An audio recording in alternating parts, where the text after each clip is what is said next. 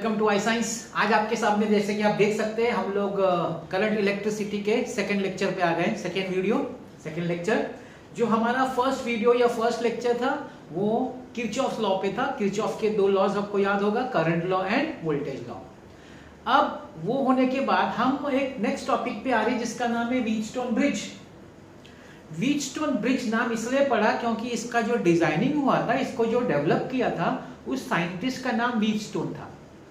उसने एक ऐसा डिजाइन किया इंस्ट्रूमेंट कि उसकी मदद से वो अननोन रेजिस्टेंस, अगर किसी का सपोज किसी चीज का रेजिस्टेंस नहीं मालूम तो उसके टेक्निक से, उसके जो इंस्ट्रूमेंट्स है उसकी मदद से हम लोग अननोन रेजिस्टेंस फाइंड कर सकते हैं। और उसने पता है किसकी मदद ली? उसने किरचॉफ्स लॉ की मदद ली। वो जो उसने डिजाइन किया अपना इंस्ट्रूमेंट, वो किरचॉफ लॉ के मदद से वो ये पूरा कर पाया। तो इन शॉर्ट किरचॉफ लॉ का एप्लीकेशन है व्हीटस्टोन ब्रिज, लेकिन बनाया है व्हीटस्टोन ने, इसलिए इसका नाम पड़ गया व्हीटस्टोन। अब अननोन रेजिस्टेंस का पता है बहुत यूज भी है। अगर एक अननोन रेजिस्टेंस अगर आप पता कर लेते हैं तो उसके बाद आप ऐसी बहुत सारी प्रॉपर्टीज स्टडी कर सकते हैं with the help of resistance. जो प्रॉपर्टीज, फिजिकल प्रॉपर्टीज जो रेजिस्टेंस पे डिपेंड करती है, जैसे टेम्परेचर हो गया, आपने सुना होगा, स्ट्रेस हो गया, ये भी आपने सुना होगा। मतलब ऐसी बहुत सारी प्रॉपर्टीज है जो रेजिस्टेंस पे डिपेंड करती है, तो इसकी मदद से हम पता कर सकते हैं, वो सब प्रॉपर्टीज स्टडी कर सकते हैं।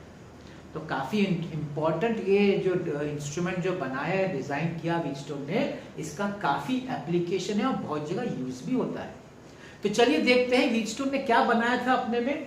यहाँ पे व्हीटस्टोन ब्रिज, अभी लेफ्ट साइड वो न्यूमेरिकल है, बाद में देखेंगे। पहले आ जाते हैं अपने व्हीटस्टोन पे। अगर आप ध्यान से देखें तो ये क्वाड्रिलैटरल है, ABCD, यस ABCD एक क्वाड्रिलैटरल आपको दिख रहा होगा, जहाँ पे A को है ना पॉजिटिव ऑफ बैटरी और C को नेगेटिव, मतलब A is at higher potential. A का पोटेंशियल ज्यादा है क्योंकि वो पॉजिटिव को कनेक्ट है, और C का पोटेंशियल कम है क्योंकि वो नेगेटिव को कनेक्ट है। अच्छा, दूसरा जो वर्टाइसेस है क्वाड्रिलैटरल का, उसको गैल्वानोमीटर से कनेक्ट किया। गैल्वानोमीटर नाम सुना है, गैल्वानोमीटर। इस गैल्वानोमीटर का जो इंटरनल रेजिस्टेंस है वो G है। G is the internal resistance of the galvanometer. अब यहाँ पे जो चार ब्रांचेज है, देखिए चार ब्रांचेज दिख रहे हैं आपको। हर ब्रांच पे एक एक रेजिस्टेंस रखा गया है। जैसे कि AB ब्रांच पे है रेजिस्टेंस P, BC ब्रांच पे रेजिस्टेंस Q, CD ब्रांच पे रेजिस्टेंस R और AD ब्रांच पे रेजिस्टेंस S।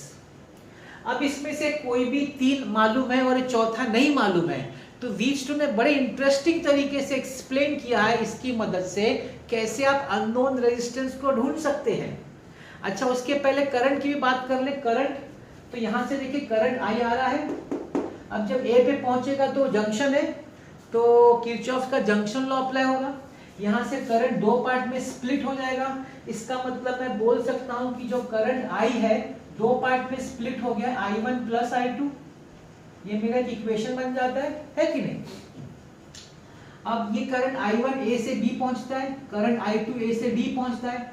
अच्छा, ये जो BD वाला ब्रांच है उसमें गैल्वानोमीटर है, सपोज उसका करंट IG है। G क्यों लिखा? गैल्वानोमीटर को रिप्रेजेंट करने के हिसाब से लिखा है, ठीक है। तो ये करंट का डायरेक्शन है। अब ये करंट जब D पे आएगा तो यहाँ से I2 आएगा, तो ये दोनों ऐड हो जाएगा, है कि नहीं? तो ये दोनों ऐड हो जाएगा तो कितना हो जाएगा करंट? यहाँ पे आपका हो जाएगा I2 plus GIG। This will be I2 plus IG, ठीक है। तो ये हो गया। और यहाँ पे क्या होगा? देखिए ये I1 यहाँ पे पहुंचेगा और यहाँ से क्या आएगा? यहाँ से जो ये I1 B पे पहुंचा। अब ये B पे पहुंचा है और ये IG उसमें से अंदर जा रहा है। I1 जो है it is going toward the junction and IG is going out of the away from the junction. तो दोनों ऑपोजिट हो गए। ऑपोजिट होने की वजह से यहाँ क्या लिखेंगे? I1 minus IG। यहाँ पे प्लस क्यों किया? क्योंकि दोनों सेम डायरेक्शन में, दोनों आ रहे इसके अंदर, दोनों जंक्शन की तरफ आ रहे, इसलिए ऐड हुआ। बी पे क्या हो रहा है? I1 जंक्शन की तरफ आ रहा है, IG जंक्शन से दूर जा रहा है, तो दोनों का ऑपोजिट साइन होगा। रिमेंबर कल का लास्ट वीडियो हमारा जो जंक्शन लॉ है उसको ध्यान से देख लीजिए, आपको ये चीज समझ में आ जाएगी। तो हमने क्या किया, सबसे पहले करंट हर ब्रांच में दिखा दिया। अब करंट हर ब्रांच में दिखा दिया, अब क्या अप्लाई किया था, ये तो मैंने जंक्शन लॉ अप्लाई किया। अब मैं अप्लाई करूंगा Kirchhoff voltage law, Kirchhoff voltage law KVL. Loop ले लेते हैं, कौन सा लूप लेंगे, चलिए लूप लेते A B D A. Loop मतलब स्टार्ट जहां से किया वहां खत्म करने का ब्रांच, मतलब सर्किट। तो देखिए यहां पे जब हम ए से बी जा रहे हैं, क्या देखा आपने, ए से बी में you are moving in the direction of current. If you are moving in the direction of current, तो इसका जो पोटेंशियल डिफरेंस होगा आपको लेना पड़ेगा नेगेटिव, मतलब कि -I1P।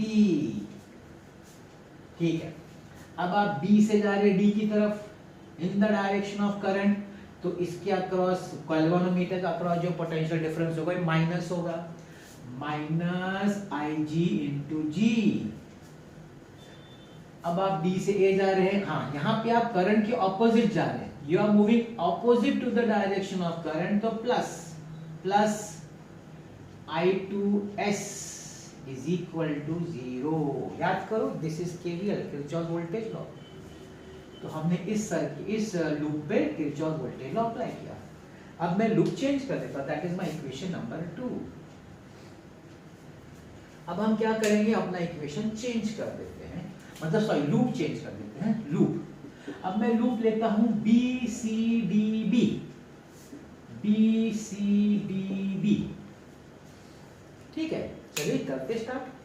तो जब मैं B से C की तरफ जा रहा हूं, जब मैं B के से C की तरफ जा रहा हूं, I am moving in the direction of current. Since I am moving in the direction of current, so potential difference Q के अक्रॉस लिया जाएगा नेगेटिव, तो -I1 Ig into Q।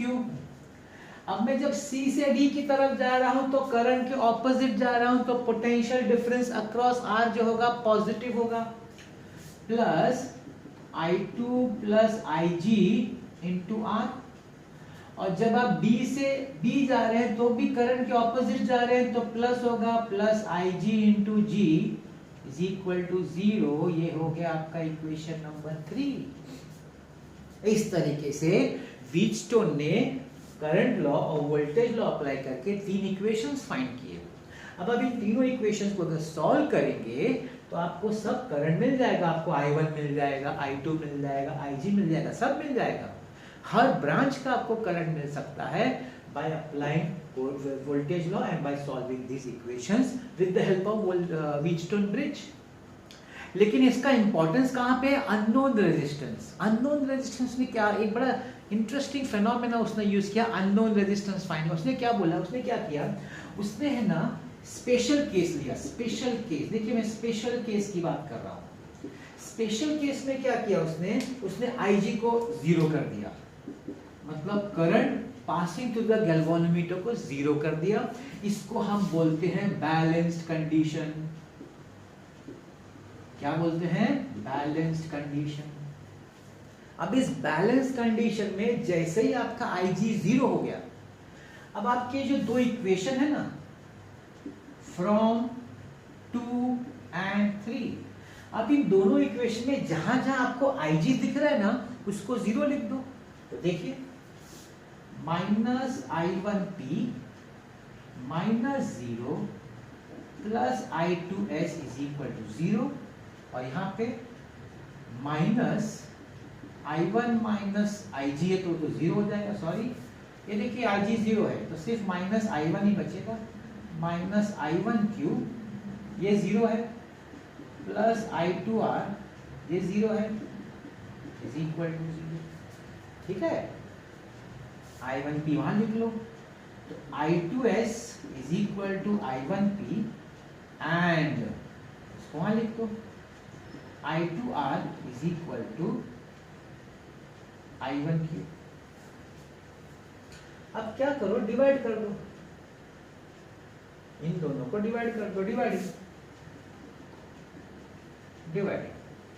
Dividing तो क्या आएगा, I2S upon I2R is equal to I1P upon I1Q, I2 cut, I1 cut, P upon Q is equal to S upon R.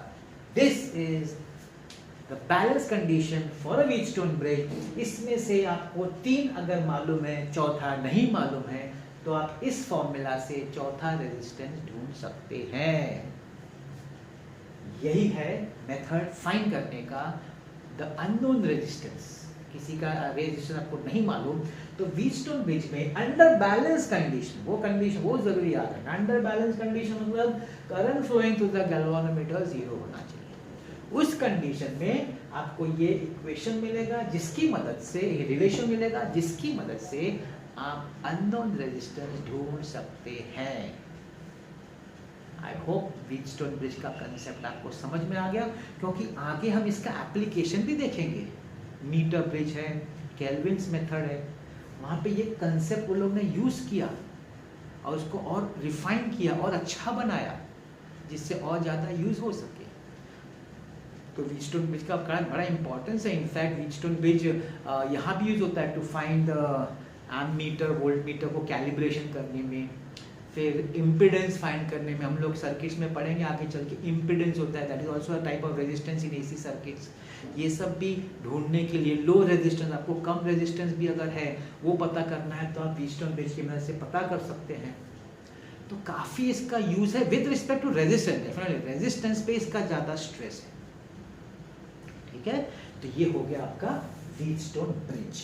अगर ये समझ में आ गया तो इससे रिलेटेड न्यूमेरिकल है, टेक्स्ट बुक में सॉल्व है, लेकिन बड़ा कंफ्यूजिंग, थोड़ा बहुत कंफ्यूजिंग तरीके से दिया है। समझ जाता तो ठीक है, लेकिन मैं चाहूँगा कि मैं इसको सॉल्व करके आपको एक्सप्लेन करूँ। तो चलिए मैं इसको रब कर देता हूँ। बड़ा इजी थिंग था, ध्यान से रखिएगा। P upon Q is equal to S upon R।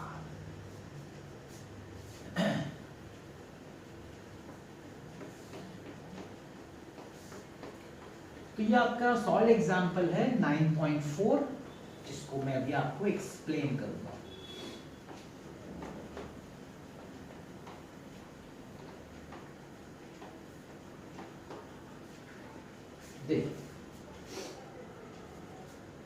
Eight what value should the variable resistor, अब ये देखिए वेरिएबल है मतलब ये चेंज हो सकता है।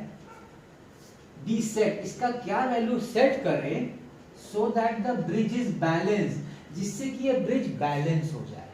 ऐसा क्या करें कि ये ब्रिज बैलेंस हो जाए। सोर्स वोल्टेज 30 वोल्ट्स है और फाइंड द आउटपुट, ये जो बीडी के अक्रॉस जो आउटपुट वोल्टेज है ये फाइंड करने को बोला अंडर बैलेंस करने। पहले हम लोग क्यू निकालेंगे, क्यू है ना। तो देखिए for balanced condition can I say P upon Q is equal to R upon S? P upon Q is equal to R upon S. Yes. तो Q के लिए क्या हो जाएगा? P into S upon R is equal to Q. तो हम Q ढूंढेंगे। P का वैल्यू देखिए 1.36 किलो ओम है, तो किलो ओम को हम लोग लिख सकते हैं 1360 ओम्स, 3 जीरो से मल्टीप्लाई कर देंगे into S. Now what is my S?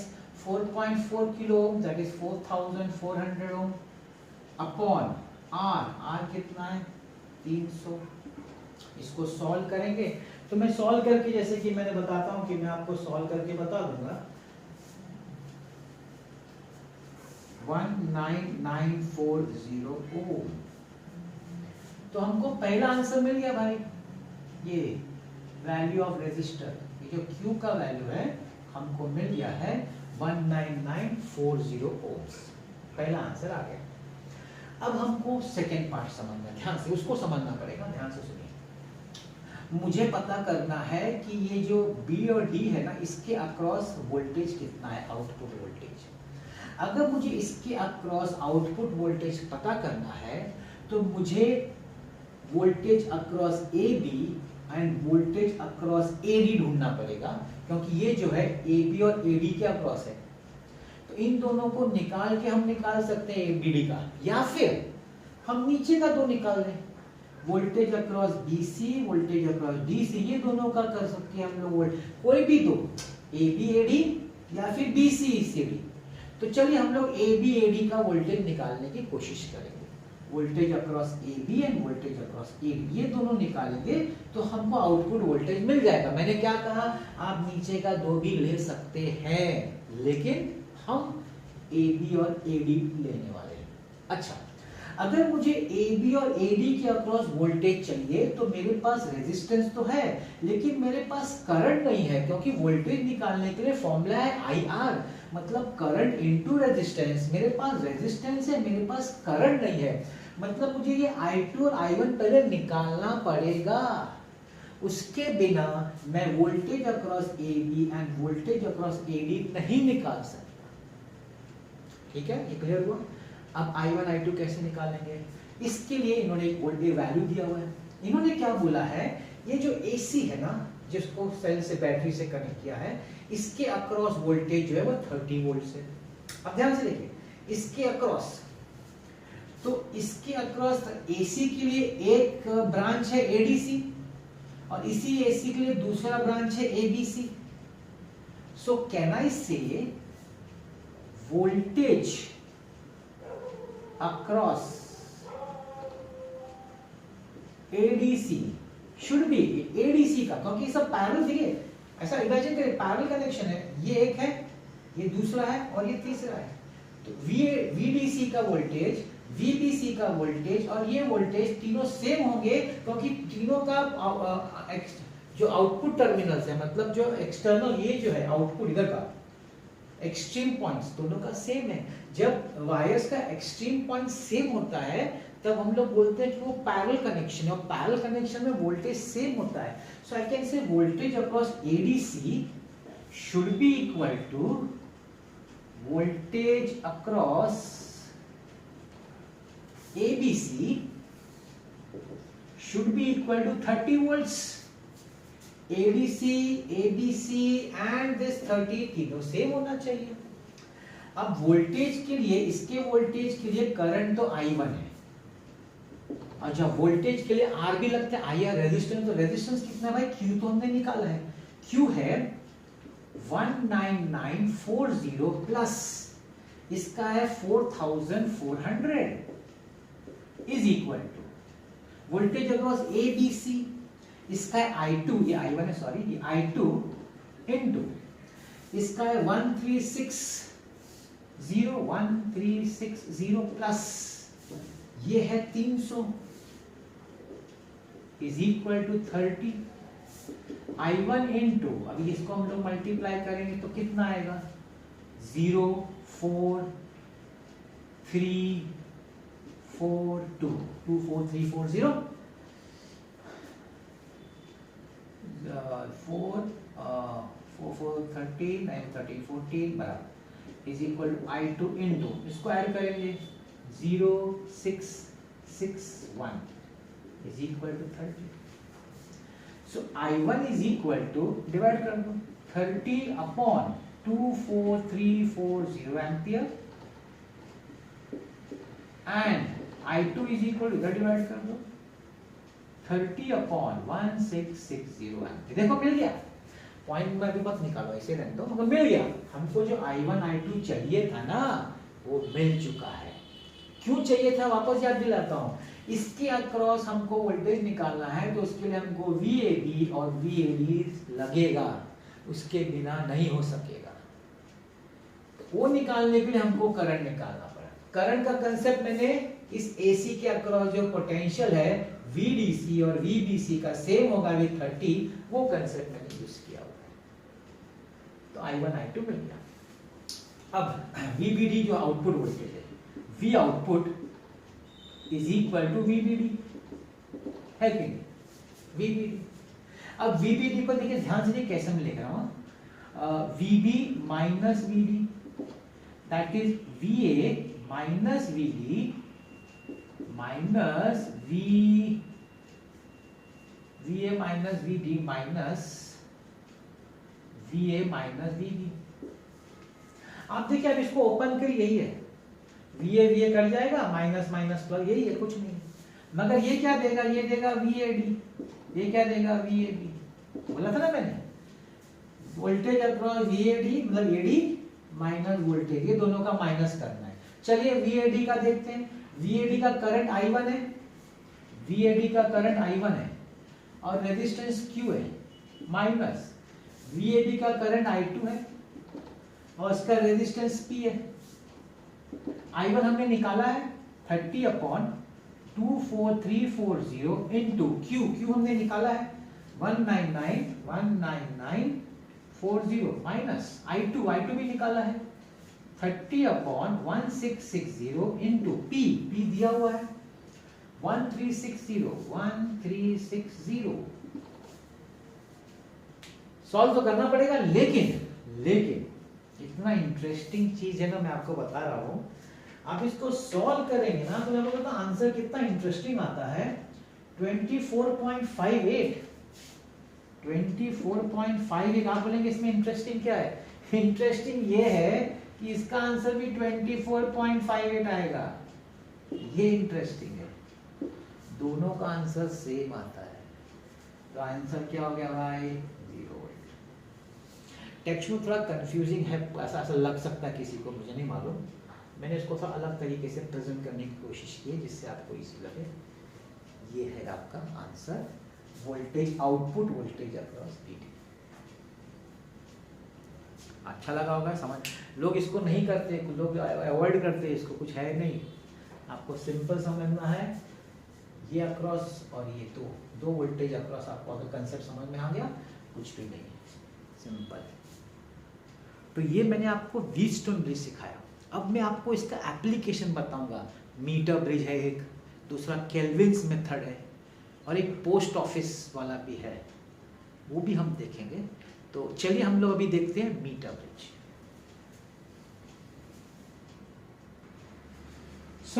मैं आपके सामने अभी एप्लीकेशन लाया हूं। अभी हमने जो कंप्लीट किया व्हीटस्टोन ब्रिज, अभी उसका एप्लीकेशन देख लेते हैं। तो पहला एप्लीकेशन है मीटर ब्रिज। मीटर ब्रिज, अब मीटर ब्रिज क्यों नाम दिया गया है कि आप ध्यान से देखिए, ये जो ब्लू कलर में मैंने ड्रॉ किया ना, एक मीटर स्केल है। मीटर स्केल जिसका लेंथ है 100 सेंटीमीटर, 0 से लेके यहाँ तक ये 100 सेंटीमीटर है। उसके पीछे जो ब्लैक दिख रहा है ना, वो एक वुडन है। ये जो है ना, वुड के ऊपर वुडन प्लैंक होता है, उसके ऊपर रखा जाता है। अच्छा, यहाँ पे आप देख रहे हैं एल शेप का 2 मेटालिक स्ट्रिप है, मेटालिक स्ट्रिप एल, और बीच में यहाँ एक स्ट्रिप है C, सब मेटल का है, मेटल का। यहाँ पे सोल्डरिंग किया गया है वायर को, ये आपका वायर है, सोल्डरिंग किया गया। यहाँ भी आपका वायर है, सोल्डरिंग किया गया है। तो वायर को सोल्डरिंग किया गया है, प्लस यहाँ पे एक मीटर स्केल, ये पूरा लकड़े के प्लैंक पे लगाया जाता है। अगर आपको कॉलेज में करवाया होगा तो आपने देखा होगा। अब ये LG मतलब लेफ्ट गैप, RG मतलब राइट गैप। लेफ्ट गैप में अननोन रेजिस्टेंस X, जिसका रेजिस्टेंस हमको ढूंढना है। राइट गैप में resistance known, resistance known, variable या नोन, अपने को पता है रेजिस्टेंस। अच्छा, यहाँ पे एक C पॉइंट है, यहाँ से हमने गैल्वेनोमीटर कनेक्ट किया गया है और इसके साथ J जो लिखा, J को हम बोलते हैं jockey. J is called as jockey. Jockey होता है पूरा पेंसिल जैसा शार्प होता है, उसको ऐसा हम लोग टैप कर सकते हैं, टैप, उसको जॉकी बोलते हैं। और ये कनेक्ट है आपके बैटरी की और रियोस्टैट। रियोस्टैट तो आप जानते हैं, जिसका रेजिस्टेंस चेंज हो सकता है। तो ये पूरा देखिए आपका सेटअप है मीटर ब्रिज का, ठीक है। अब हमको X का वैल्यू ढूंढना है। कैसे ढूंढेंगे, ध्यान से सुनिए। क्या करने का, ये जो आपका जो जॉकी है ना, जॉकी, इसको सबसे पहले है ना दोनों एंड पे टैप करने का। कौन सा दोनों एंड? एंड A और एंड B। दोनों एंड पे टैप करने पर ये जो गैल्वेनोमीटर का जो पॉइंटर है वो दोनों तरफ होना चाहिए डिफ्लेक्ट। मतलब अगर A पे टैप करने से अगर पॉइंटर लेफ्ट में गया तो B पे पॉइंट करने से पॉइंटर राइट में जाना चाहिए, ऑपोजिट एंड्स में जाना चाहिए। अगर ये नहीं होगा तो ये आपका एक्सपेरिमेंट आप नहीं कर सकते। तो सबसे पहले ये टेस्ट करना पड़ता है with the help of jockey. दोनों एंड A और एंड B पे टैप करके चेक करना पड़ता है कि हमारा गैल्वेनोमीटर बराबर है कि नहीं, दोनों एंड पे जा सकता है कि नहीं। पहला काम ये किया। दूसरा क्या करने का, अब आपको आपका जॉकी है ना वो टैप करने का। वायर पे, जो वायर है ना 100 सेंटीमीटर लंबा स्केल के साथ, उस पर टैप करने का।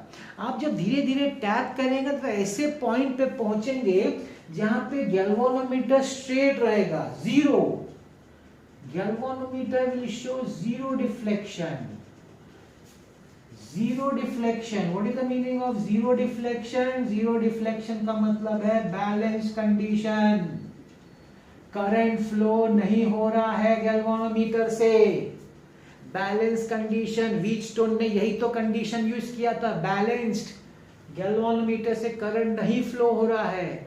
जिस समय ये बैलेंस कंडीशन हो गया, तब उसके हिसाब से जो हमको व्हीटस्टोन ने समझाया वही हम लोग यहाँ पे अप्लाई करेंगे।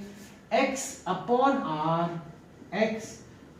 r इज इक्वल टू, ये जो पोर्शन है वायर का उसका resistance RAD upon RDB। x upon r और ये जो जॉकी ने दो पार्ट में स्प्लिट किया ना वायर को, एक लेफ्ट हैंड साइड वायर होगा जिसका लेंथ LX है, एक राइट हैंड साइड पार्ट होगा वायर का जिसका लेंथ LR है। तो वायर का रेजिस्टेंस होगा, तो लेफ्ट हैंड साइड का resistance upon right hand side का। This is what is Wheatstone bridge का कंसेप्ट। दोनों का यहाँ पे रेजिस्टेंस और दोनों का यहाँ पे रेजिस्टेंस रेशियो लेने का, उसको इक्वेट करने का। अब हमको रेजिस्टेंस तो नहीं मालूम है, हमको तो लेंथ मालूम है, तो हम क्या इसको लेंथ में लिख सकते हैं? हाँ लिख सकते हैं। कैसे? 11th में आपने फॉर्मूला पढ़ा है क्या? We know that R is equal to rho L upon A। सुना है कि नहीं? 11th में पढ़ा है। रो को बोलते हैं स्पेसिफिक रेजिस्टेंस या resistivity of the wire, wire की मटेरियल पे डिपेंड करता है रो। L is the length of the wire, A is the area of cross section of the wire. तो इसका मतलब है ये चीज हम लोग यहाँ दोनों जगह लिख सकते हैं। तो क्या हो जाएगा? x upon r is equal to rho, अभी देखिए मटेरियल एक ही है तो रो एक ही रहेगा, लेंथ अलग हो जाएगा, इधर आएगा Lx अपॉन वायर का area of cross section same रहेगा, डिवाइडेड बाय RDB का रो LR अपॉन A। तो इसमें क्या होगा? रो और A कट जाएगा, तो क्या बचेगा? x upon r is equal to Lx upon LR। तो x is equal to Lx upon LR into R। इस तरीके से आप अननोन रेजिस्टेंस, आपको R मालूम है भाई, R मालूम है, वो आप रेजिस्टेंस बॉक्स होगा अपने हिसाब से डिसाइड करके, R आपको पता है, आपको X नहीं पता है।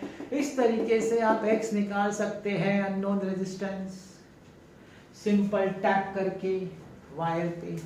मतलब आप ये लेके कोई भी ला सकते हैं, कैसा भी रेजिस्टेंस ला आप सब निकाल सकते हैं रेजिस्टेंस। इतना अच्छा इंटरेस्टिंग एप्लीकेशन है व्हीटस्टोन ब्रिज का, और ज्यादा मगजमारी नहीं। व्हीटस्टोन में थोड़ा मगजमारी था, तो सिंपल है। 100 मीटर वायर ले लिया, फिट कर दिया, दो एंड रखा, एक एंड पे ये, दूसरा एंड पे ये एंड पे। इसका ये क्या चेंज क्यों करने का पता है? इसका क्या फंडा क्या है? ये आपको चेंज करते रहना पड़ता। कब तक? जब तक कि आपको यहाँ पे जीरो नहीं मिले या टैपिंग करके जीरो, आपको एडजस्टमेंट करना पड़ता है। थोड़ा बहुत एडजस्टमेंट अगर आपने किया होगा तो आपको मालूम होगा। मतलब ये टैपिंग भी करने का प्लस ये थोड़ा चेंजेस भी करने का, ये तो अपने को मालूम रहेगा, तो अपने को कंडीशन मिल सकता है। इसके साथ एक और चीज कर सकते हैं, पता है क्या कर सकते हैं? आप ये जो वायर है ना, वायर आप इसका रेजिस्टिविटी रो भी निकाल सकते हैं। अभी जैसे ही बताया ना आर का फॉर्मूला, तो जैसे कि हम लोग लिख सकते हैं x is equal to rho L upon a, है कि नहीं? तो rho will be equal to x a upon L। x is the resistance जो आपने निकाला होगा, area of cross section of the wire circular है तो pi r square upon L। आप ऐसा भी आप रेजिस्टिविटी भी निकाल सकते हैं। एक बार आपको x मिला तो आप उस वायर का रेजिस्टिविटी भी निकाल सकते हैं। ये मैं क्यों समझा रहा हूँ? क्योंकि जो न्यूमेरिकल है ना उसमें रेजिस्टिविटी पूछा है, तो यहाँ भी हम इसकी मदद से रेजिस्टिविटी भी निकाल सकते हैं, जो कि व्हीटस्टोन ब्रिज में नहीं कर पा रहे थे हम लोग। यहाँ कर सकते हैं वो चीज, क्योंकि यहाँ हमको वायर का लेंथ भी पता है। You can do it, so it becomes very interesting and important, मतलब आपको काफी एप्लीकेशंस में मिल जाता है। तो ये आपका वर्किंग है व्हीटस्टोन ब्रिज का। अच्छा, इसमें थोड़े एरर्स भी हो सकते हैं। एरर्स, कोई भी एक्सपेरिमेंट करेंगे तो एरर तो होगा ना भाई, देयर विल बी एरर्स। पहला एरर क्या है? हो सकता है कि जो पूरा 100 सेंटीमीटर वायर है ना, मे नॉट बी यूनिफॉर्म। मतलब यूनिफॉर्म मतलब through out cross section same ना हो। may not be uniform।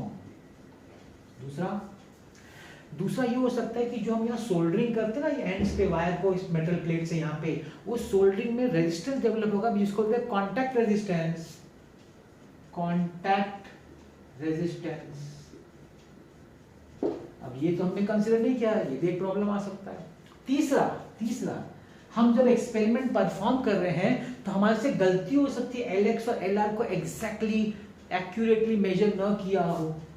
LX and LR not measured accurately, ये प्रॉब्लम हो सकता है। तो इसको एरर को हम मिनिमाइज करेंगे। भाई हम कैसे करेंगे मिनिमाइज? सबसे पहला काम करो, आप ये रजिस्टर बॉक्स से कोशिश करो कि आपका जो नल डिफ्लेक्शन है, बैलेंस कंडीशन है, वो मिडिल 1/3 पे आए। Middle 1/3, what is meaning of middle 1/3? 34 centimetre से लेके 66 सेंटीमीटर, उसी रेंज में आना चाहिए आपका नल पॉइंट।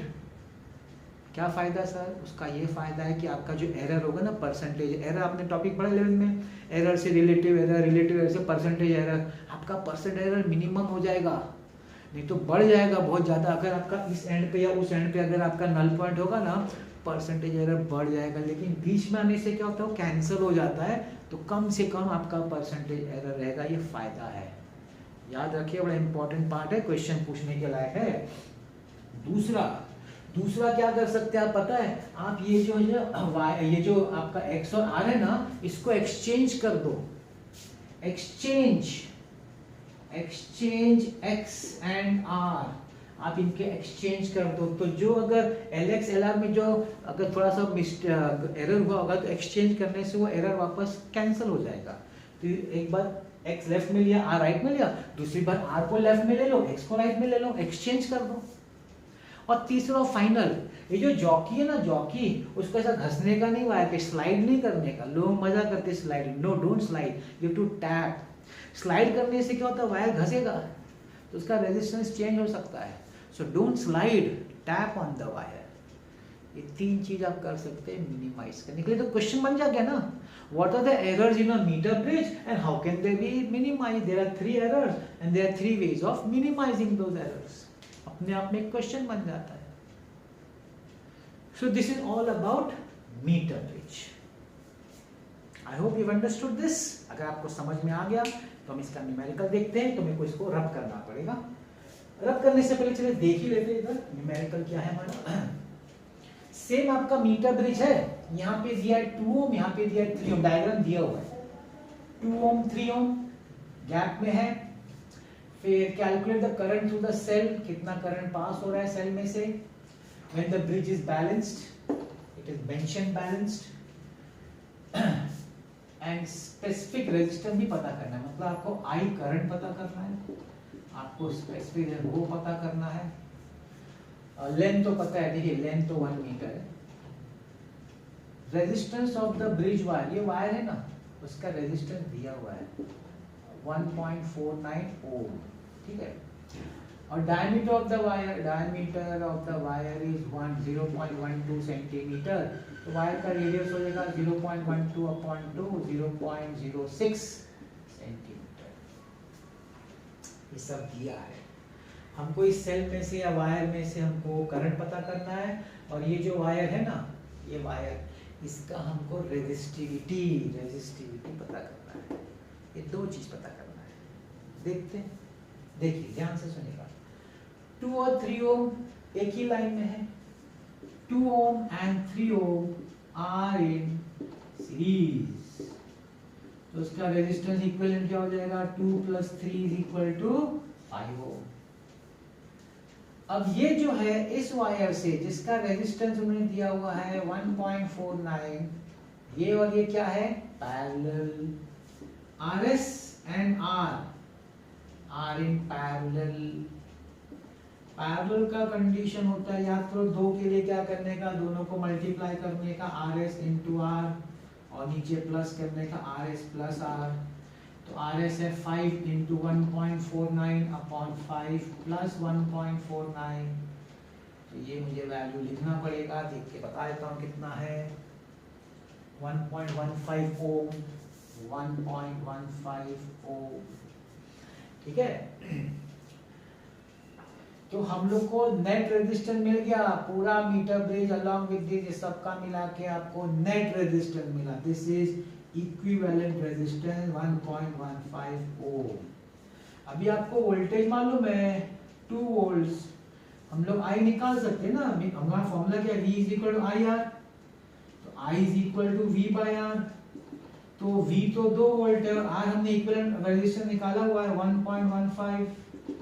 इसका आंसर भी हम लोग को निकालना पड़ेगा, जो लॉग टेबल से करना पड़ेगा। 1.74 एम्पियर। पहला आंसर आ गया भाई, I पहला आंसर आ गया। क्या किया, दो सीरीज के साथ ये पैरेलल से इक्विवेलेंट रेजिस्टेंस निकाला, सर्किट का इक्विवेलेंट रेजिस्टेंस मिल गया, वोल्टेज मालूम है, ओम्स लॉ अप्लाई किया, करंट मिल गया।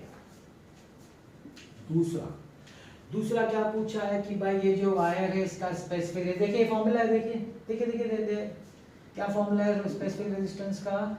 R जो रेजिस्टेंस होगा x बाय जो R जो भी by R square by L।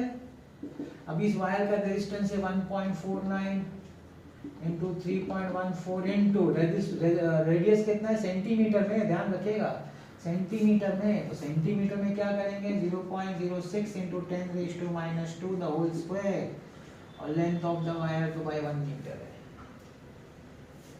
Solve करना है, तो मैं वैल्यू दे देता हूं कितना है, 1.68 into 10⁻⁶, 1.68 into 10⁻⁶ ओम मीटर। इजी है। आपको ये जो मीटर ब्रिज में है और ब्रिजस्टोन ब्रिज दोनों में एक सम ही है।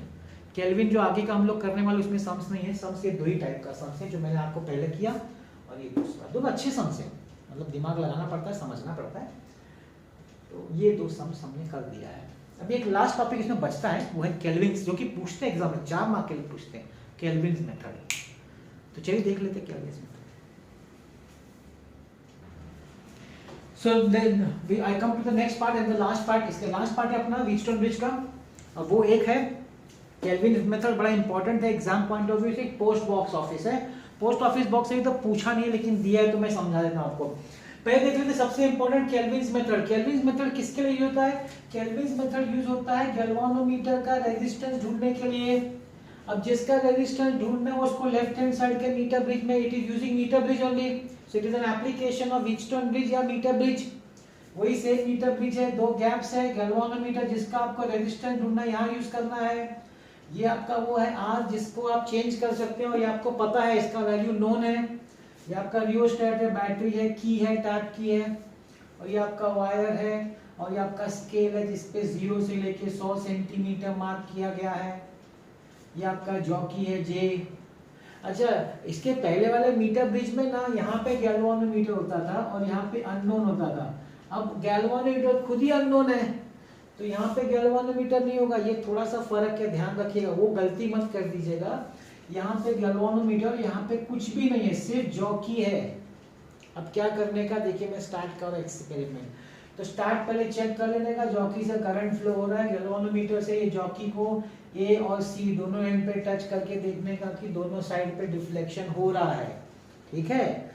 फिर अब आपको है ना ये वेरिएबल और रियोस्टेट से ऐसा एडजस्ट करने का, जैसे मैंने बोला कि आपका 2/3 रेंज में आना चाहिए, बीच में आना चाहिए, समवेयर इन 34 सेंटीमीटर 66 सेंटीमीटर में रेंज में गैल्वानोमीटर का रीडिंग आना चाहिए। अच्छा, इसमें बैलेंस कंडीशन क्या होता है, अलग है। और सब में बैलेंस कंडीशन क्या था कि गैल्वानोमीटर से करंट जो पास हो रहा है वो 0 होगा तो बैलेंस होगा। यहाँ वो नहीं है, यहाँ क्या मालूम है कि आप जॉकी टच नहीं कर रहे हैं, ऐसे हवा में रखें तो एक पर्टिकुलर डिफ्लेक्शन है, और टच कर रहे हैं, अगर डिफ्लेक्शन चेंज हुआ तो नहीं माना जाएगा। अलग अलग जगह पे टच करते जाने का, टैप करने का, एक ऐसा पॉइंट आएगा कि आप टच करो कि मत करो, डिफ्लेक्शन उतना ही रहेगा। याद रखिए, डिफ्लेक्शन 0 नहीं, डिफ्लेक्शन उतना ही रहेगा, 0 करंट नहीं होगा, डिफ्लेक्शन उतना ही रहेगा। मतलब अगर सपोज बिना टच किए गैल्वानोमीटर का करंट दिखा रहा है सपोज 0.1 मिली एम्पियर, और टच करने पे एक पॉइंट पे भी उतना ही दिखा रहा है, चेंज नहीं हुआ deflection, so that becomes the balance condition in this case.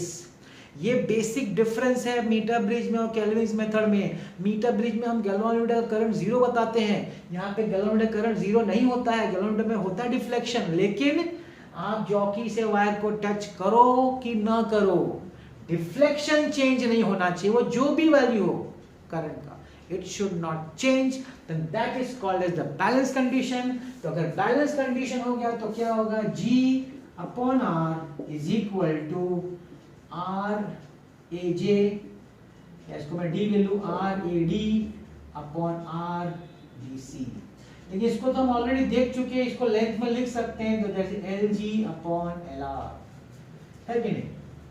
So G is equal to LG upon LR into R।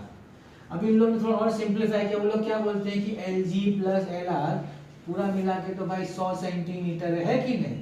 तो हम लोग LR को ऐसे भी लिख सकते हैं ना, 100 माइनस LG, तो वही वो लोग ने किया हुआ है, LG अपॉन 100 माइनस LG। ये लिखने की कोई जरूरत नहीं है, बात तो अंडरस्टैंडेबल है, फिर भी उन्होंने लिखा है तो हम लोग भी लिख देते हैं। एक्सप्लेन डायग्राम वाले के एक्सप्लेन करने का और ये चीज लिख देने का 4 मार्क हो जाता है आपका केल्विन्स मेथड। केल्विन मेथड क्या करता है, to determine the internal resistance of a galvanometer, ठीक है। उसमें जीरो करंट नहीं है कंडीशन, उसमें no deflection current, no deflection वाला कंडीशन है, डिफ्लेक्शन नहीं होना चाहिए, जबकि आगे वाले मीटर ब्रिज में जीरो करंट वाला कंडीशन था, ठीक है। तो ये आपका केल्विन्स मेथड हो गया। अब हम लोग लास्ट आते हैं पोस्ट ऑफिस बॉक्स। अब इसका नाम पोस्ट ऑफिस बॉक्स क्यों है नहीं मालूम, क्योंकि वैसा कुछ दिखता तो नहीं है। ये आपका एस शेप है, इधर वायर या बोलिए जो भी बोलिए, यहाँ पे आपका ये रखा गया है सब रेजिस्टेंसेस P Q, और ये बड़ा सा पोर्शन R है, और X अननोन रेजिस्टेंस, अननोन जिसका मुझे रेजिस्टेंस ढूंढना है। तो ये कनेक्शन है इधर से C से बैटरी, बैटरी से 2 की है, K1 K2, और ये आपका गैल्वानोमीटर। यहाँ पे बैलेंस कंडीशन में IG 0 होना चाहिए, यहाँ पे 0 होना चाहिए। यहाँ पे आपको ऐसा रेजिस्टेंस निकालने का R में से जिससे कि आपका गैल्वानोमीटर करंट 0 दिखाए। इसमें एक दो चीज और मेंशन करना पड़ता है भाई, P और Q का जो रेजिस्टेंस होता है ना, वो 10 ओम से लेके 100 ओम से लेके 100 ये रेंज में होता है। लेकिन R का जो होता है ना, वो 1 ओम से लेके 5000 ओम, ये उसका रेंज है रेजिस्टेंस इसका, याद का है। P और Q का 10, 100, 1000 ये है। एक बार ये बैलेंस 0 हो गया ना, तो फिर हम लोग वो व्हीटस्टोन ब्रिज का property P upon Q is equal to R upon X, therefore X is equal to cross multiply R into Q upon P, तो आपको X मिल जाएगा। क्योंकि ये तीन तो सब नोन है, सब रेजिस्टेंसेस के बॉक्स से मुझे डाल देते हैं ना, रेजिस्टेंसेस कितने रेजिस्टेंस सब मेंशन है, उधर लिखा रहेगा, तो आपको पता रहेगा रेजिस्टेंस P का कितना है, Q का कितना है, R का कितना है, सब्स्टिट्यूट करेंगे तो X मिल जाएगा। और इससे फिर वही रेजिस्टिविटी निकालना है, तो क्या X into area upon length, तो X तो आपका आपने यहाँ से ढूंढा होगा, एरिया आपका होगा पाई r स्क्वायर अपॉन L, जो भी वायर का लेंथ होगा। यहाँ पे 100 सेंटीमीटर नहीं है, तो जो भी वायर का लेंथ होगा वो यूज कर लेने का, और आप इस वायर का रेजिस्टिविटी भी निकाल सकते हैं। तो यहाँ पे हमने केल्विन्स का जो लॉ था उसको अप्लाई करके किस तरीके से व्हीटस्टोन ने ब्रिज निकाला, उसका application metre bridge, Kelvin's method, post office box में यूज हुआ, वही किरचॉफ लॉ अप्लाई करके। अब नेक्स्ट जो हम लोग वीडियो लाइन करेंगे उसमें हम पोटेंशियोमीटर पढ़ेंगे, उसमें भी ये यूज होता है कंसेप्ट, नॉट एग्जैक्टली लेकिन काफी कुछ ये यूज होता है उसमें पोटेंशियोमीटर में, और पोटेंशियोमीटर का बहुत यूज होता है। आप लोगों ने शायद एक्सपेरिमेंट कॉलेज में किया होगा, तो हमारा जो नेक्स्ट वीडियो होगा वो पोटेंशियोमीटर पे होगा। आई होप आपको आज का लेक्चर अच्छा लगा होगा, समझ में आया होगा। So please don't forget to like, share and subscribe, and thank you so much for watching this video.